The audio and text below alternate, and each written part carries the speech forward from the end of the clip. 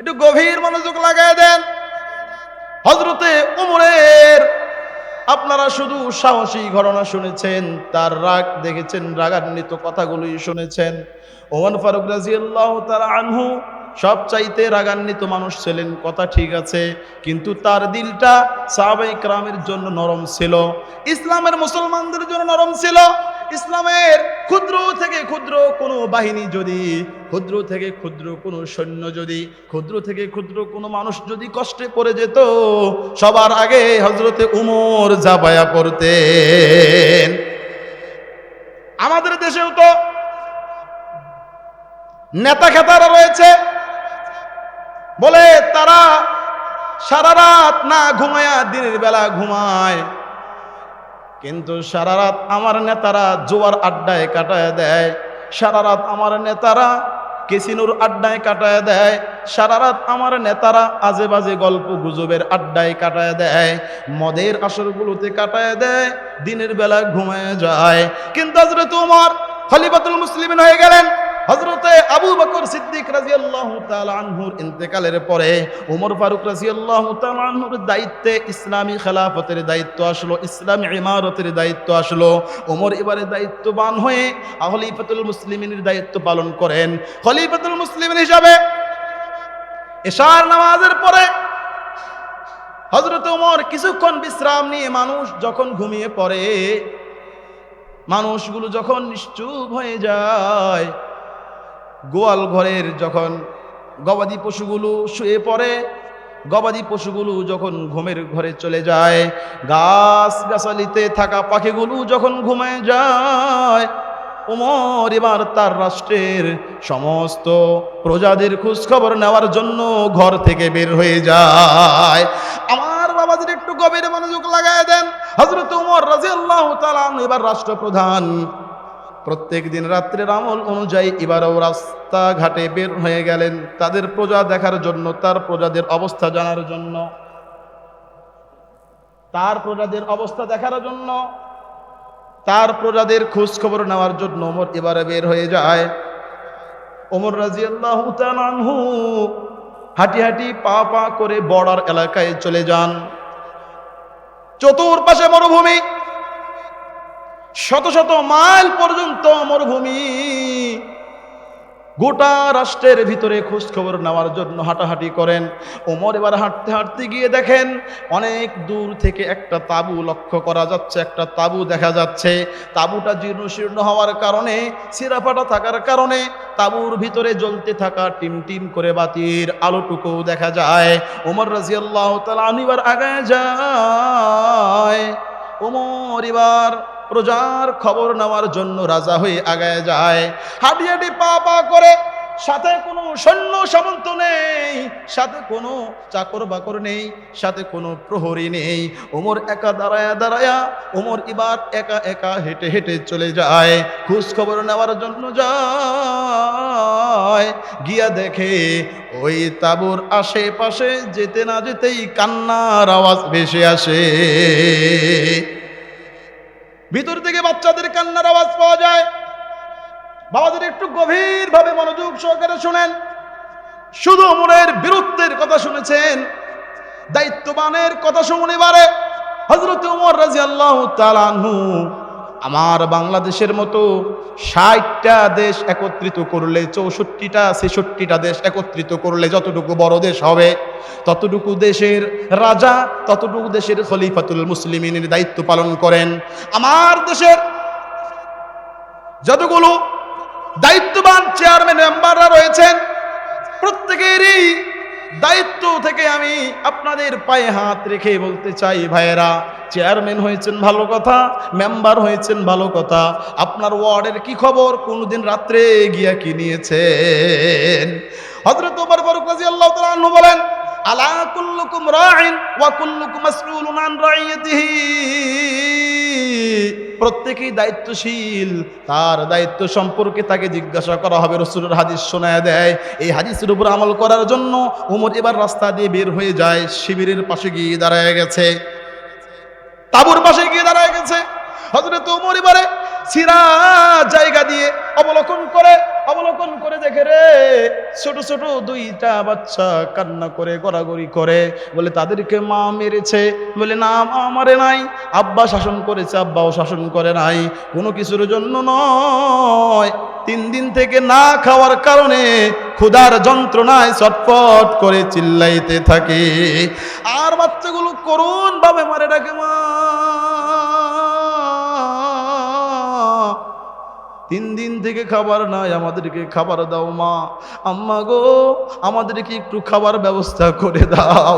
এবার মায়ের মনে মানে না, মা তোমায় গোটা পৃথিবীর যত ভালোবাসা আছে, গোটা পৃথিবীর যত মহব্বত আছে, গোটা পৃথিবীর যত মায়া আছে, মায়ের মধ্যে আল্লাহ পাক রব্বুল আলামিন দিয়েছেন।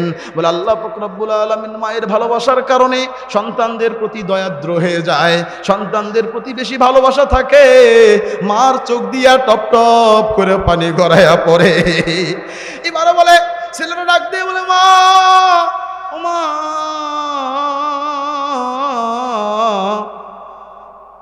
আপনি না বলছিলেন কাফেরের দেশে খাবার নাই, কাফেরের দেশে মুসলমানদের খোঁজ খবর নেয় না মা, বলছেন ইসলামের দেশে মুসলমানদের দেশে ওমরের দেশে গেলে আপনার খোঁজ খবর নেবে। কই সকাল গড়িয়ে দুপুর হয়ে গেল, দুপুর গড়িয়ে গোধূলি রং ধারণ করেছে, সূর্য এবার অস্তমিত হয়ে গেছে, রাত হয়ে গভীর হয়ে গেছে। মা মারে আপনার উমরের কোনো খোঁজ খবর নাই, দায়িত্ববানদের কোনো খোঁজ খবর নাই। কেমন যেন এরকম কথাবার্তাগুলো কথোপকথন হচ্ছে। গভীর মনোযোগ লাগিয়ে দেন বাজান, অন্যদিকে খেয়াল করবেন না, কিছু সময়ের মধ্যে শেষ করে দিব। হযরত ওমর রাদিয়াল্লাহু তাআলা আনহু এবার ডাক দিয়া তাঁবুর পাশ থেকে বলে, আম্মা দরজাটা খোলেন। আওয়াজ আসলো না, আবার ডাক দিয়ে বলে, আম্মা একটু দরজাটা খুইলা দেন। ভিতরের দিক দিয়ে ডাক দিয়ে বলে, কে ডাকে রে আমার আম্মা? বলে মা হওয়ার কোনো যোগ্যতা আছে নি রে আমার? মা হওয়ার যদি যোগ্যতা থাকতো রে, আজকে আমার 2টা ছেলে সন্তান, আমার 2টা বাচ্চা না খেয়ে ঘুমানোর জন্য প্রস্তুতি গ্রহণ করছে, না খেয়ে ছেলে 2টার আজকে 3 দিন চলে যায়। কে প্রতীক বাবা আমারে মা বইলা ডাইকো না, আমার মা হওয়ার কোনো যোগ্যতা নাই, আমার মা হওয়ার কোনো যোগ্যতা নাই। হ্যাঁ, তোমার কিছু দেবার মতো নাই, তুমি প্রতীক হিসাবেই চলে যাও। ওমর ডাক দিয়ে বলে, মা রাগান্বিত হয়েন না, আপনি একটু দরজাটা খুলে দেন, আমি আপনার সাথে 2টা কথা বলতে চাই।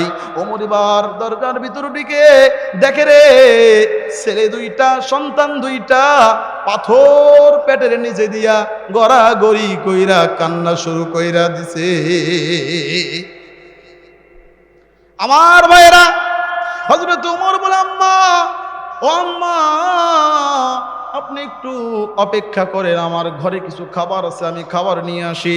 ওমর রাদিয়াল্লাহু তাআলা আনহু দৌড় দিয়েছেন রাষ্ট্রীয় কোষাগারের দিকে, বাইতুল মালের দিকে দৌড় দিয়ে যায়। বাইতুল মালওয়ালার চাবিওয়ালা যার কাছে, চাবিওয়ালারে ডাক দিয়ে তুইলা এবারে ঘরের দরজা খুইলা ভেতরে ঢুইকা যায়।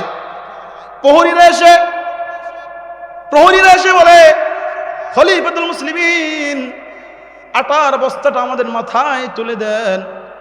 এবার ওমর রাদিয়াল্লাহু তাআলা আনহু ডাক দিয়া বলেন, প্রহরীরা রে, সাহাবায়ে কেরাম আটার বস্তা নিতে চাও, জোরাজুরি শুরু করে দিয়েছো, বিশাল লম্বা ঘটনা।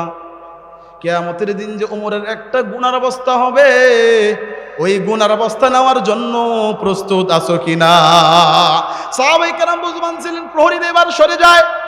এই যে হযরত ওমর রাদিয়াল্লাহু তাআলা আনহু বলেন, আমার দায়িত্ব আমাকেই পালন করার সুযোগ করে দাও, আমার দায়িত্ব আমাকে আদায় করার মতো সুযোগ তৈরি করে দাও, আমি আমার দায়িত্ব পালন করতে চাই।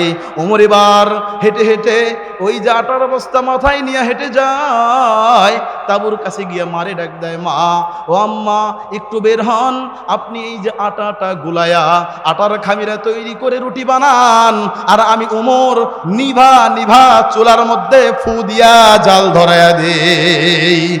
আল্লাহ পাক রব্বুল আলামিন আহকামুল হাকিমিন খলিফাতুল মুসলিমিন বানিয়েছেন ওই ওমর। আমার বাংলাদেশের মতো 64টা বা 66টা রাষ্ট্রের মালিক, খলিফাতুল মুসলিমিন দায়িত্ব পালন করে, ফু দিয়া আগুন জ্বলায়। আর আমার দেশের পাতি নেতা, আমার দেশের চামচা চমচারা ফু দিয়া আগুন না জ্বালায়া আগুন নিভায়া দেয়। কথা বলেন ঠিক না বেঠিক? হযরত ওমর রাদিয়াল্লাহু তাআলা বলে, মা ও আম্মা, আপনি একটু রুটির খামিরা তৈরি করেন, রুটি বানান। আমি রুটিগুলো একটু সেকে, রুটিগুলো একটু ভেজে আমার ভাইদেরকে খাওয়ায় দেই। পাকা পাকা খেজুরগুলো জমা করেছে, বাইতুল মাল থেকে কেবল পাকা পাকা খেজুরগুলো নিয়ে এসেছে। কোনো মিথ্যা ঘটনা নয়, বানানো ঘটনা নয় বাবাজিরা আমার।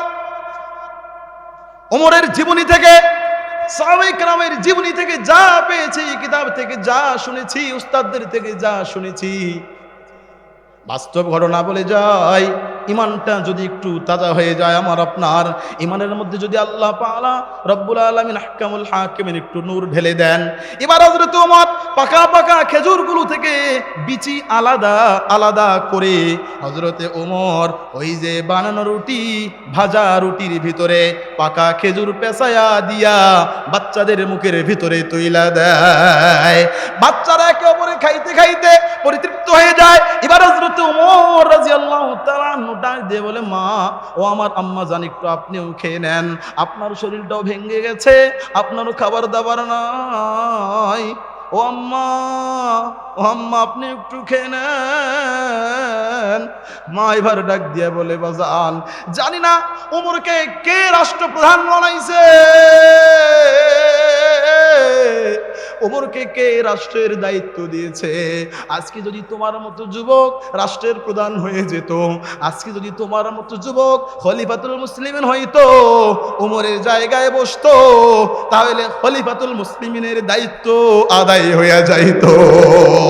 ওমর রাদিয়াল্লাহু তাআলা কথা সাইড কেটে দিয়ে এবারে বলে, আম্মা আপনি আর কোনো পেরেশানি করবেন না, আপনি কোনো দুশ্চিন্তা করবেন না মা। ও আমার জননী, আমি গেলাম, আগামীকালকে উমরের দরবারে আসিয়েন, গিয়ে দেখবেন উমরের পাশেই আমি রয়েছি। আমি উমরের খুব খাতিরের লোক, উমরের খুব কাছের লোক। আপনি যাবেন, আপনার জন্য ভাতার ব্যবস্থা করে দেওয়া হবে, বাচ্চাদেরকে নিয়ে আর কোনো কষ্ট করতে হবে না। জোরে কোন সুবহানাল্লাহ, সুবহানাল্লাহ, ওয়ালা ইল্লাল্লাহু মুহাম্মাদুর রাসূলুল্লাহ সাল্লাল্লাহু আলাইহি ওয়াসাল্লাম। অর্ধ পৃথিবী করেছ শাসন, ধুলার তখতে বসি, খেজুর পাতার প্রাসাদ তোমার বারে বারে গেছে খুশি। অর্ধ পৃথিবী করেছ শাসন, ধুলার তখতে বসি, খেজুর পাতার প্রাসাদ তোমার বারে বারে গেছে খুশি।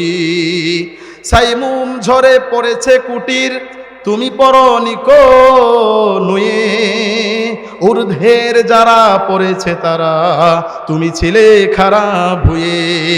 সাইমুম ঝরে পড়েছে কুটির, তুমি পরনিকো নুয়ে, ঊর্ধ্বের যারা পড়েছে তারা তুমি ছিলে খারাপ ভুয়ে।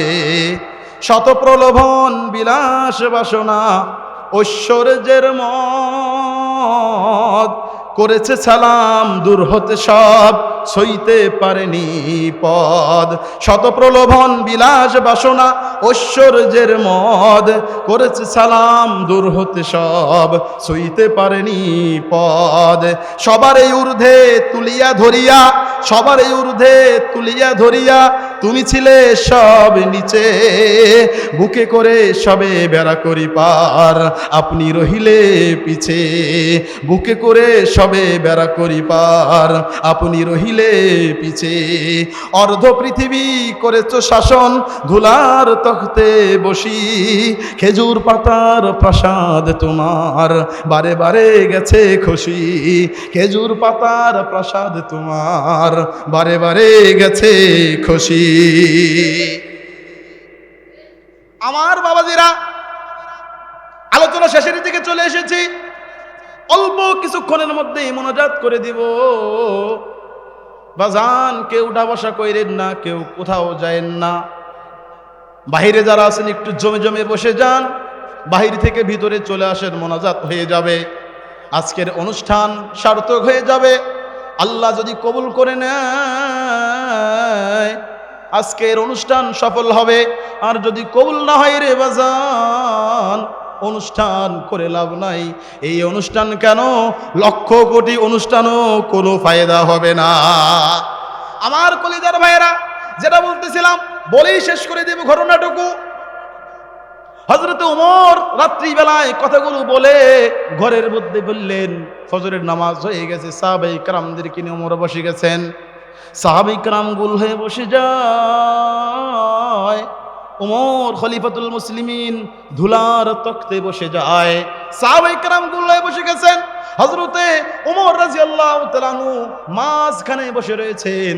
এবার ওই যে রাত্রিবেলা যেই মহিলার সাথে ঘটনা ঘটেছে, মহিলা এবার এসেছেন মসজিদে নববীর পাশে, এসে জিজ্ঞাসা করে, হায় খলিফাতুল মুসলিমিনের সাথে দেখা করতে চাই, খলিফাতুল মুসলিমিনের দরবারে এসেছি, হযরতে ওমরের দরবারে এসেছি, ওমরকে আমার একটু দেখায় দাও।